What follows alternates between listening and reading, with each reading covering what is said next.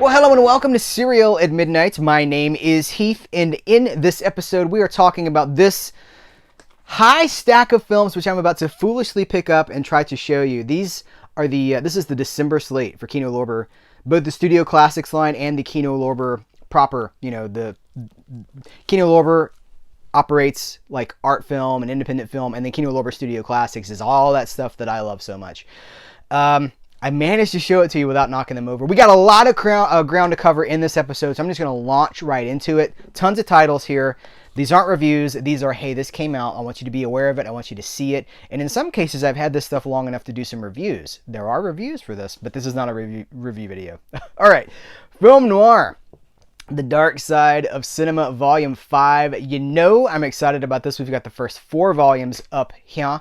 And they've already announced Volume 6, and from what I understand, this line is very healthy and may be around for a very long time indeed, which makes me tremendously excited. We've got 3 films here. I've already started on it. I'm 1 film into the 3. Because of You, I've watched. This has an audio commentary by film historian Sam Dean. The second movie, Outside the Law, directed by Jack Arnold. The great Jack Arnold, director of Creature from the Black Lagoon, right?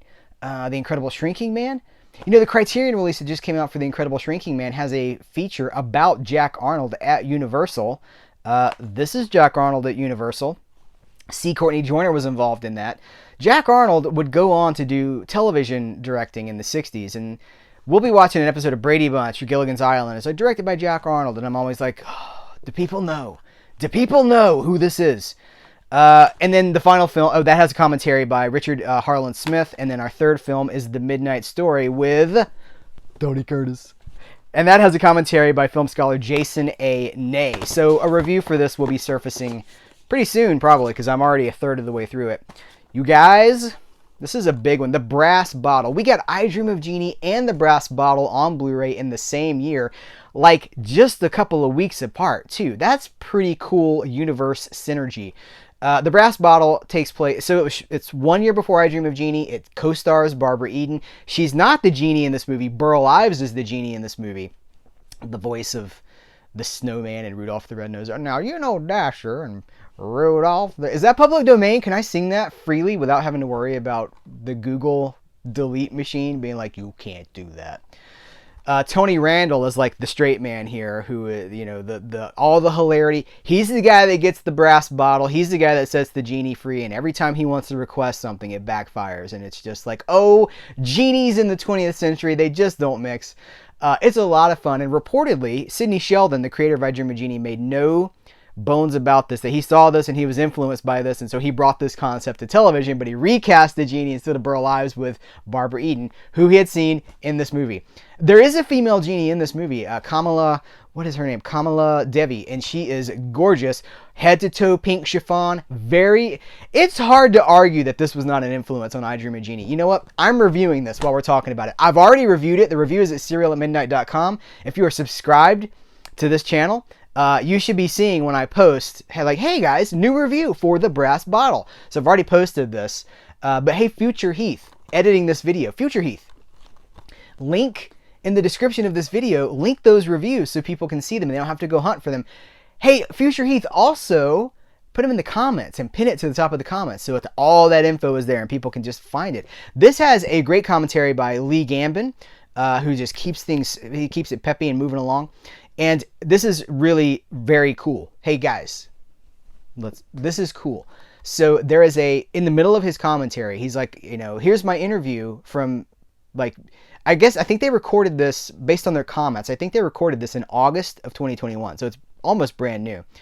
An almost 1 hour interview with Barbara Eden about this movie, about I Dream of Jeannie, about working with Tony Randall and Larry Hagman and Elvis in Flaming Star. It is so much fun, and I'm so thankful that she's still with us and that she was able to do the commentary. She's still mobile. She's still going to conventions in non-pandemic conditions. So much to be excited about here. Mr. Majestic also reviewed this one already. That's at CerealAtMidnite.com. And Charles Bronson. This is one of my favorite Bronson movies. It's hard to choose a favorite Bronson movie, but this has sort of that like laid back 70s Western, modern Western aesthetics. And it's so here's the thing. Here's the details. So this has already been issued by Kino Lorber. I think this is a 2014 release.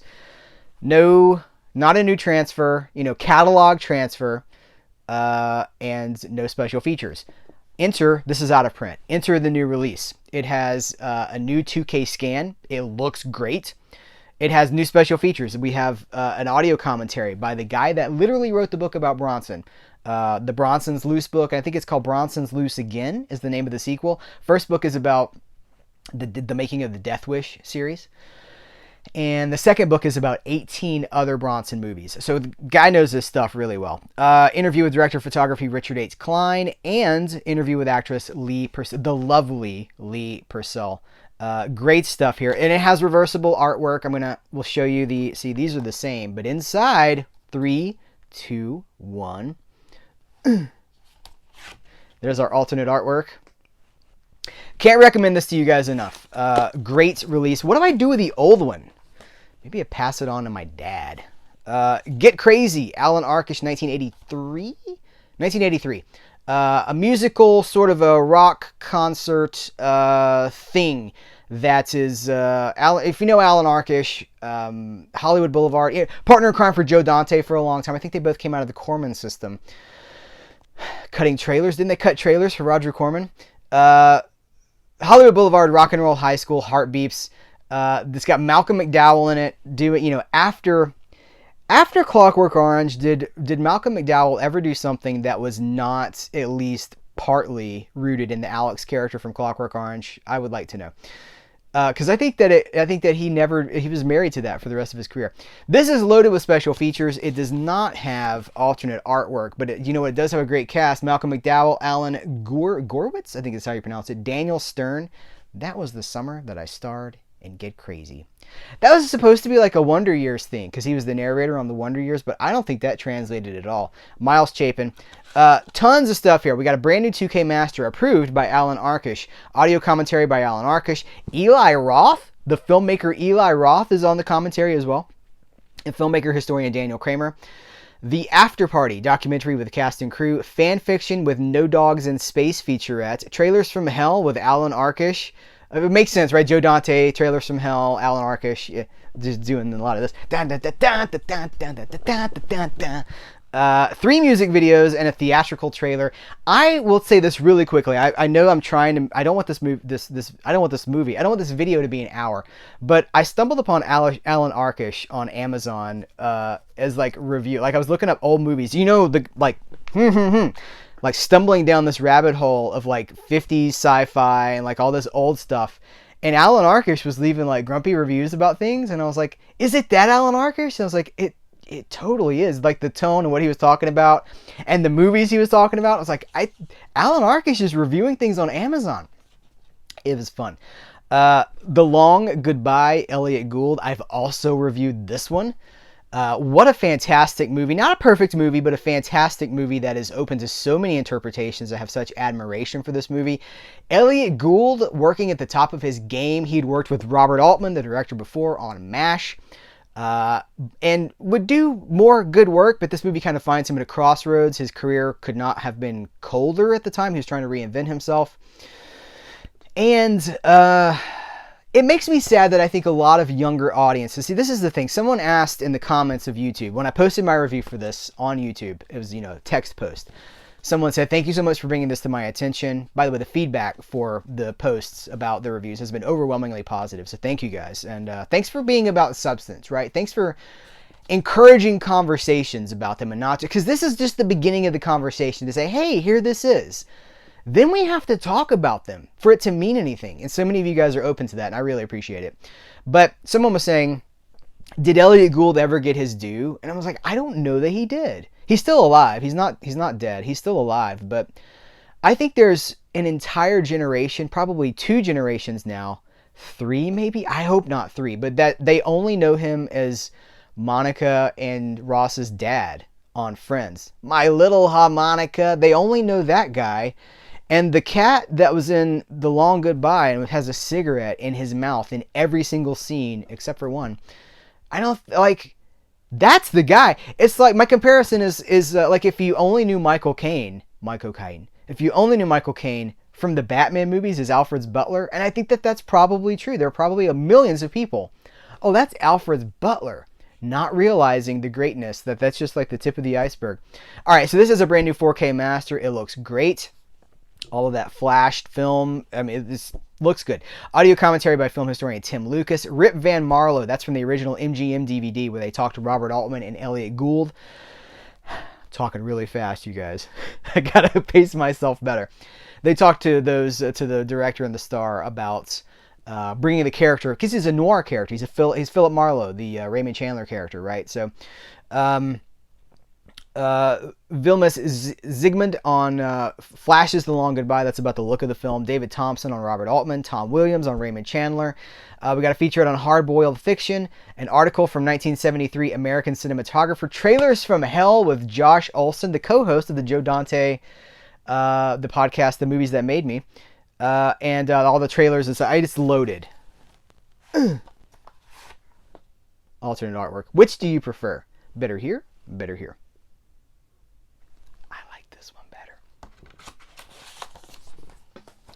Not to be done with Elliot Gould. 1 year later, he was in Bustin. It's not Bustin, it's Busting. Bustin makes me feel good. Busting is a movie with Elliot Gould and Robert Blake. Robert, don't call me Beretta Blake? I don't know. Robert something Blake. Okay, 1974, 1 year later. So we got an audio commentary by writer-director Peter Hyams.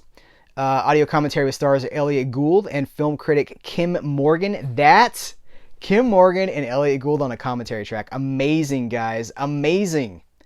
And the theatrical trailer. I think this one has, alternate artwork there as well. This just came, so The Long Goodbye came a few days ago. I had a chance to review that. It's on the site, right?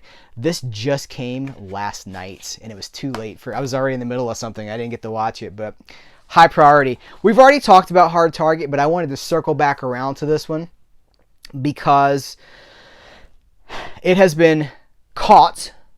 Gotcha! It's the attitude, right? There's an audio error on this release in the 5.1 surround mix. I didn't hear it. Even knowing it's there, I don't hear it. And I know a lot of people, the pitchforks and the torches, the people who want to crucify all the reviewers because, well, you got it for free. You son of a beep. They are very upset. But reviewers are missing the audio error. Apparently, in the rear channels, the left and the right are reversed, meaning it doesn't affect most of the movie, but like if a truck's coming up on the left, you hear it over here.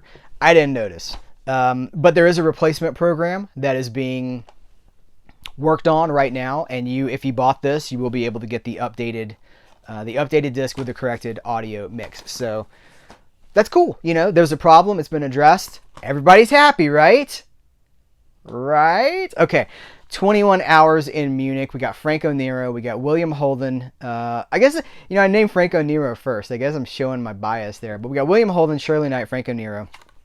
1976 movie. New audio commentary. I'm running out of steam already because it came in so hot. So I'm going to try my best to bring it down. Audio commentary by film historian, screenwriter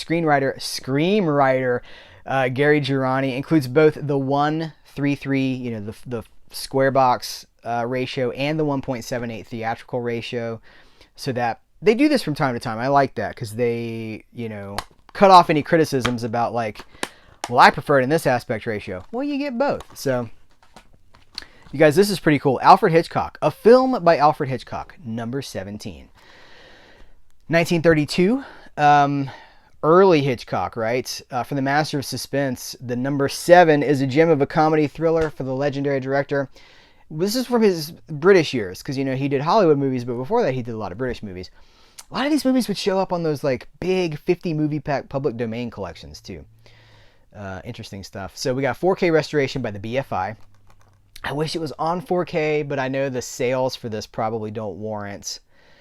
I know for something to be profitable, I'm going to say this, and I don't think them telling stories out of school, because I've seen the Kino Lorber insider say this himself, but for something to be profitable, or for something to get a 4K release, it has to be a pretty safe bet that it's going to sell thousands and thousands of copies. I don't know that a 1932 movie is going to do that, but we got audio commentary by film critic Peter Tonguette, Hitchcock The Early Years documentary, Hitchcock and Truffaut, Icons interview. That's an audio interview, which I gather that's the two directors talking to each other, Hitchcock and Truffaut. And an introduction by Noel Simsola. I think I'm pronouncing that right. And trailers. So front of the box, back of the box. And we'll talk about this soon because hey, I'll say this. I'll say this, if you like classic movies, and I don't mean like 70s, I mean if you like 30s and 40s and 50s movies, stay tuned. Got some plans. Revenge of the Shogun Women. This is a 3D movie. This is tremendously exciting for me. When this came, I was like, oh! It includes both the 3D version and it includes both polarized and anaglyph, the red, cyan 3D versions, and the 2D versions. It includes one pair of the anaglyph glasses, and it has three 3D shorts as well. College Capers from 1953, Persian Slave Market from 1953, and Two Guys from Tick Ridge from 1973. 1973. Did I say that right? Anyway, haven't watched this one yet, but I'm super excited about it. I probably will watch it. I don't know. Sometimes the 3D stuff gives me a headache, to be perfectly honest. And I've got the 3D glasses all over the house. I literally do have a drawer full of 3D glasses, and I love 3D. Watching a whole movie in 3D, I don't know. Broken Lullaby. This is another one that we'll be talking about very soon. 1932.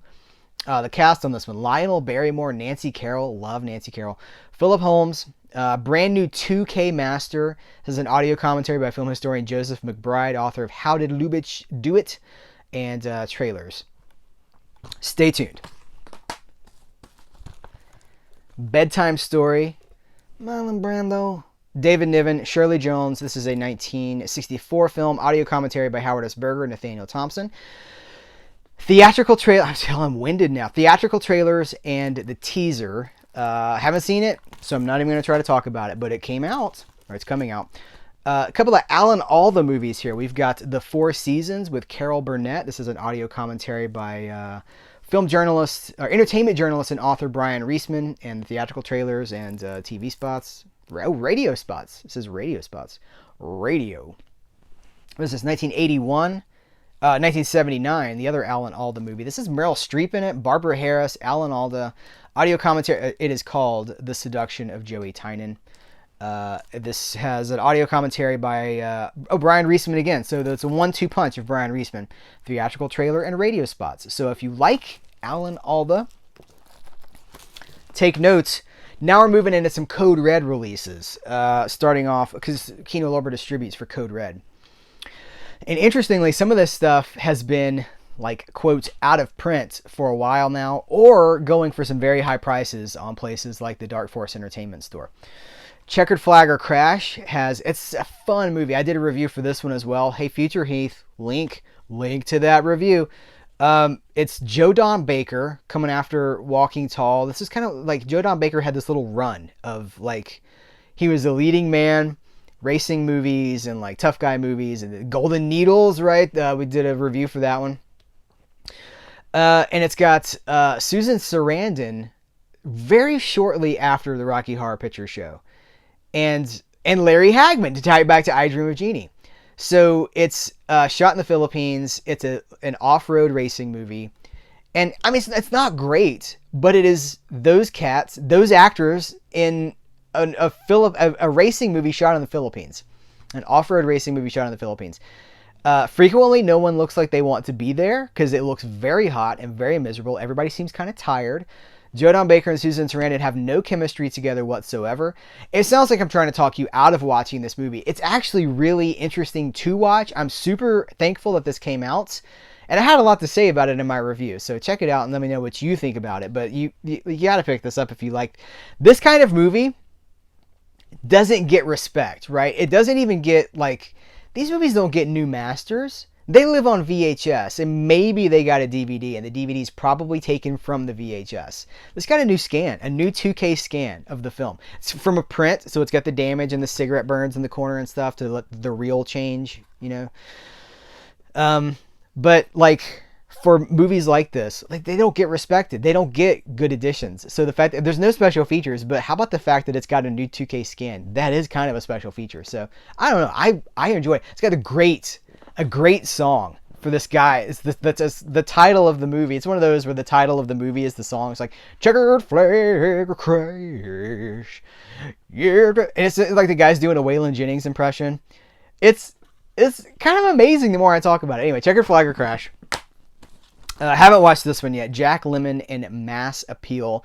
This seems like an odd Code Red release. Code Red usually does like the exploitation and the horror, and they're doing Jack Lemmon with isn't Charles Durning in this as well? Yeah, Charles Durning is third build here.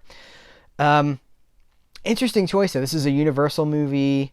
Let's see. What do I want? It's 1984. I had never heard of it. Who's seen this movie and what do you think about it? Again, no special features. Well, special feature, theatrical trailer. I should also say special feature on this one, theatrical trailer. In my review, I tried to find the trailer to link in the review, so like I can tell you about it, but I also want you to see the trailer. I couldn't find it. It doesn't exist. So when they pull the trailers for these things, like, that's pretty great because sometimes they don't exist. So all right, so there's Mass Appeal. You guys, Blue Monkey. This is one of those that has been very hard to find. I know there was alleged, if you buy into the hype on the Dark Force Superstore, like the Demon Dave stuff, allegedly, there was like a slipcover accident. Wasn't that for this movie? There was like a slipcover, like a pallet got destroyed or something like that, and all these slipcovers were destroyed. Now Kino Lorber is releasing, they're distributing this, and this Code Red and Kino Lorber combined to release Insect, aka Blue Monkey. As far as I know, it's the exact same disc. I guess it doesn't, like, there was some gimmick. If they do like glow in the dark covers, I guess these don't glow in the dark, but it's easily accessible. HD transfer from the original uncut 35mm negatives with extensive color correction and the trailers. If you've ever wanted this movie and you have not yet picked it up, now is the time. 4 review coming soon. The Deadpit. My copy of this is still sealed here because I have the Dark Force Superstore version of this with the glow-in-the-dark cover. It has been re-released by Kino Lorber. Very fun. This is late 80s, 90, 91, something. I'm going to say 91. I'm looking for the year. 89. I should have stuck with my first instinct. It's fun. One of the things I love about it is color plays such an interesting role in this movie. As you can see from the back, lots of gels. Lots of gels. You know who uses gels really well? J.R. Bookwalter. You watch his older movies, his stuff from the 80s and the 90s. That cat would throw a gel on, like, hey, let's have like a green light shining on this. Let's have a pink light shining over here. Like hallway shots, you got the gels. A lot of that here too. I love that. I love when you can take a low budget movie and make it look like so much more just with the use of color. So the Deadpit Code Red release available from Kino Lorber. Now we're getting into the Kino Lorber proper releases. This is, what is this? A Village Detective. The Village Detective, a song cycle. So 4 reels of 35mm film dredged up from the Atlantic Ocean open a window onto Soviet history and cinema. So they had already, this is from the guy, unlike the film find explored in Bill Morrison's Dawson City, Frozen Time. It turns out this discovery wasn't a lost work of major importance, but an incomplete print of a popular Soviet comedy from 1969 that they, in 2016, the summer of 2016, a fishing boat off the shores of Iceland made the most curious catch. 4 reels of 35mm film, seemingly of Soviet provenance. So they've been cleaned up and preserved as best as possible, and there's sort of a documentary about those 4 reels. Very interesting stuff about, like, I'll hold it the back and you can see it for yourself, but clearly I haven't watched it yet, but I think it's really interesting, and I'm curious to check it out and see, like, 1, what it looks like, but 2, what we can take from it, what we can learn from it. This is from Artsploitation Films. Again, Kino Lorber distributing. Plagiarism. This is a debut film by, I want to make sure, Jim Deeger, Gem. Jim Deeger. From what I gather from the description, it's his debut film, and it seems to be like a psychedelic, disorienting, like an awakening, a sexual awakening for a young man. Again, haven't seen it. I'm just kind of drawing what I can off the back of the box here. But it sounds super psychedelic, surreal. Let's see. So Demir wakes up in with no memory of the past in an unfamiliar apartment surrounded by balloons and an oinking pig. So, you know, if you're into this sort of thing, and some of you guys are, check this out. This is out now. Also, on a similar note, Keyboard Fantasies.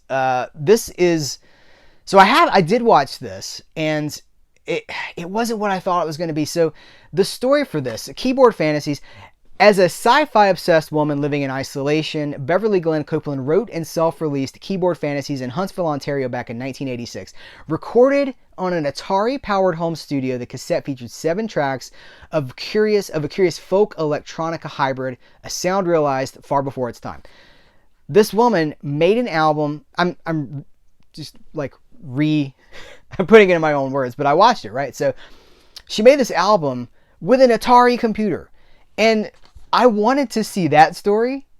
That's not the story. It's like 5 minutes of this story. And really, this is about her figuring out that she's trans and taking her show on the road. And the legacy as people discover her music all these years after it was first created. It's interesting, but I would have loved like a full exploratory documentary about how someone makes an album on an Atari computer system. That was so interesting to me. And really, it's almost glossed over. It's almost just lip service in the documentary, which is about who she is now, or who he is now, as the band tours different locations. And it's interesting, but again, how do you make an album on an Atari? I have so many questions that remain unanswered. So, but for those of you, listen, I'm not trying to diminish this. If that sounds great to you, you gotta check this out. So it's DVD. It's not Blu-ray, and it does have. I was gonna say it has. It has no special. I thought it had special features. I don't see any special features. I'll show you the back of the box really quick too. Okay, we move on to another socially conscious film, Try Harder. This is about Asians in school. San Francisco's Lowell High, one of the best public schools in the country, draws high achievers, nearly 70% Asian Americans from across the city in a fiercely competitive universe. So it's a documentary. The camera follows the seniors through the hallways as they talk about the challenges that they are experiencing in their everyday lives. So very... it's hard to talk about something you haven't seen and you've only read the back of, but I'm doing my best to kind of give justice to what this is. It sounds like it's very talking about something that is existing in society, and that's what documentaries do, right? That's what they're supposed to do. Need to Breathe, Into the Mystery. The Gifted Band makes anthemic Southern rock. So this is a documentary about Need to Breathe, right? It is 65 minutes long. Encore featurette. The band pulls back the curtain even further with never before performance footage from the Magnolia House, including impromptu performances of the songs from Into the Mystery, extended interview footage, and anecdotes. So if you're a fan of Need to Breathe, you have a new documentary on DVD that you need to add to your collection. And last but not least, the second season of Gamora, the Italian drama action, how do you want to do suspense, the Italian series Gamora. This is the second season. I haven't seen the first season. Who's seen the first season of Gamora? Italy's answer to Breaking Bad, says Sight and Sound. So this is the full second season. You know, Kino Lorber has also put out Berlin. They're doing a lot of cool world, like what's happening in culture outside of the U.S. Clearly, my heart and my connection is with studio classics because I love Hollywood history and movie history.